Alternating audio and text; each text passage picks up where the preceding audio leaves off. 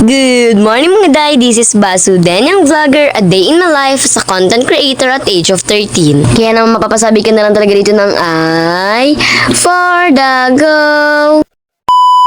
Sa wakas, makakapag-upload at makakapag-update na nga talaga ako sa inyo. In fairness, hindi voice over ng mama ko ang narinig nyo for today's video. Hindi ko na nga talaga patatagalin pa. Ngayong araw na nga po pala kami makakalabas dito sa hospital. Kaya naman ayan nga for the ayos na nga talagang personability. Diyos ko, halos 1 week rin kaming nasa loob ng hospital at halos 1 week din siguro kung tinuturo ka ng antibiotic. Halos 1 week din akong umiiyak talaga. Grabe naman. Diyos ko, alam niyo naman ako, napakamatatakotin ko nga talaga. Nakikita ko pa nga lang ituturok, hindi pa nga natuturok ay umiiyak na nga talaga ako, pero never mind, deadmahin na muna natin yun. Nag-iimpake na nga po pala kami dyan, gawa na ngayong araw na nga po pala kami makakalabas ng hospital. O diba napakasaya ng February 14 ko talaga. Sabi ko nga yung ibang tao sobrang saya dahil nakatanggap sila ng bulaklak, ako naman sobrang saya ko dahil makakalabas na ako ng hospital. Makakapahinga na rin ang talaga namang bonggang-bongga sa bahay. Abay, namimiss ko na rin nga talaga si Baby Storm. Nyos ko, hindi nyo ba alam na iniyakan ko yun si Baby Storm, gawa ng bigla ko nga talagang namiss. Awan ko ba, natutulog lang naman ako, bigla akong umiyak. Bagong araw po pala kami maghiwa-hiwalay at umalis na nga talaga ito at nagpa-picture na muna nga talaga ang mga personability. Alam niyo ba mga tayo, mga kasamahan talaga namin dito sa hospital ay sobrang babait nga talaga at napakabilis nga talaga nila maging close. Diyos ko, mula unang araw hanggang ngayon sa pag-uwi, yun nga talaga ang katismisan namin. Ito nga po pala, fast forward, nakalabas na nga po pala kami dyan, hinihintay na nga po pala namin dyan si Tito Sky, gawa na susunduin nga raw po pala kami ni Tito Sky for 2 days. Nakamotor nga lang talaga si mama, kaya naman buti na nga lang talaga andyan nga talaga si Tito Sky at susunduin nga daw talaga niya ako. Yes po, ako lang po susunduin ni Tito Sky, gawa na magbumotor nga po pala si mama, pero yan po mga gamit ay kasama na nga po pala sa sasakyan ko, manang hindi na yan kaya talagang dalahin ni mama. Abay, nakakamiss din pala kagad-agad yung mga kachismisan mo dun sa loob ng hospital, pero syempre ayoko na ulit bumalik dito. Ano nga ay makita ko pa nga ulit yung mga nakasama ko dito sa hospital, pero hindi na sa loob ng hospital, sa labas na. Baka naman pwedeng sa SM na lang kayo magkita-kita. Grabe naman yan. Pasok ko nga, eto nga si Ate Win, natulog